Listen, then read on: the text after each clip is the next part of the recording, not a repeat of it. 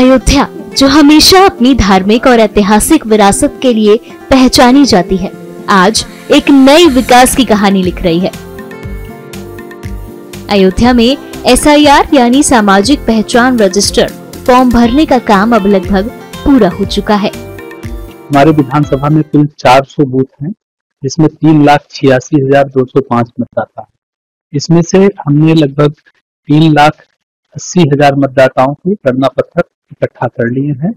इसमें से हमारे 28% मतदाता ऐसे हैं जो ASD की कैटेगरी में है। शेष मतदाताओं के फॉर्म प्राप्त करते हुए उनको डिस्चार्ज करा लिया गया है। हमारे यहाँ लगातार 400 बूथों पर 400 BLO लगे हुए हैं और उनको सुपरवाइज करने के लिए 40 सुपरवाइजर कार्य कर रहे हैं और इन सभी सुपरवाइजरों को कंट्रोल करने के लिए 5 AERO भी कार्यरत है और मैं अयोध्या विधानसभा का ERO के रूप में कार्य कर रहा हूँ। जहां तक SIR की प्रगति के बारे में है, हमारा काम लगभग पूर्ण होने को है। सभी मतदाताओं को सहूलियत से उनके फॉर्म भरवाए जा रहे हैं।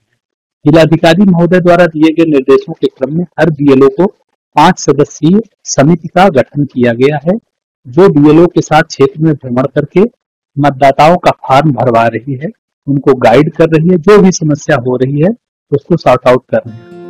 SIR फॉर्म भरने का उद्देश्य केवल प्रशासनिक कार्यों को सरल बनाना नहीं है, बल्कि ये एक ऐतिहासिक कदम भी है, जिससे अयोध्या को और अधिक समृद्ध, सशक्त और संगठित बनाया जा सकेगा। इससे अयोध्या की सामाजिक और सांस्कृतिक पहचान भी एक नए स्तर पर पहुंचेगी।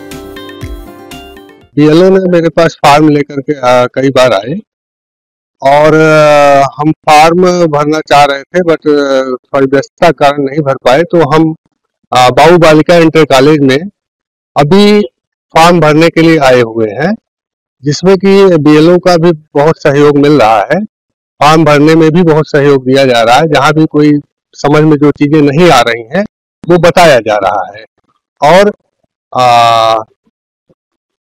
काफी सहयोगपूर्ण वातावरण है। यहाँ पे लोगों का काफी सहयोग है। जो भी लोग हैं यहाँ पे, जितने लोग आए हुए हैं, सब लोग काफी सहयोग कर रहे हैं। SIR फॉर्म भरने के बाद हर व्यक्ति की पहचान एक सरकारी रजिस्ट्री में दर्ज हो जाएगी, जिससे भविष्य में सरकारी योजनाओं और सुविधाओं का लाभ आसानी से मिल सकेगा। लेकिन इस बीच इस प्रक्रिया को लेकर कुछ सवाल और शंकाएं भी उठ रही हैं, तो वहीं कुछ BLO के सामने कई चुनौतियां भी आई। अच्छा लग रहा है कि ये सरकार ने जो अपनाया है नियम, ये बहुत अच्छा है डिफॉल्टर्स को निकालने का।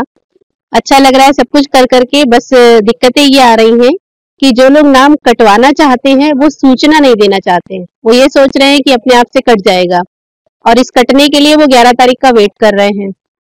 तो एक तो ये है कि जो लोग नहीं रहना चाहते हैं वो बता नहीं रहे हैं, पहली चुनौती ये है। दूसरा ये है कि लोग इस चीज का वेट कर रहे हैं कि अनदर उनका कहीं भी है, गांव में है, कहीं भी है, तो वहां का BLO अगर उनको ओके करता है वो उसका इंतजार कर रहे हैं। पहले 4 तारीख डेट थी, तब लोगों में अच्छा जोश था, लेकिन डेट बढ़ने की वजह से ये चीज और डिले होती जा रही है, तो जो कि नहीं होना चाहिए था। अब इसी तरह से जैसे सोचा गया कि जो छूटे हुए लोग हैं वो दौड़ के चले आएंगे, लेकिन इसका नुकसान ये हो रहा है कि जो लोग आ भी रहे थे वो रुक गए हैं, यही सोच रहे हैं कि इधर से नहीं तो उधर से कर ले। और जिसको बुलाया जाता है, बताया जाता है, वो पलट के यही चीज कह रहा है कि 11 तारीख लास्ट डेट है, तो आप लोग क्यों परेशान कर रहे हैं।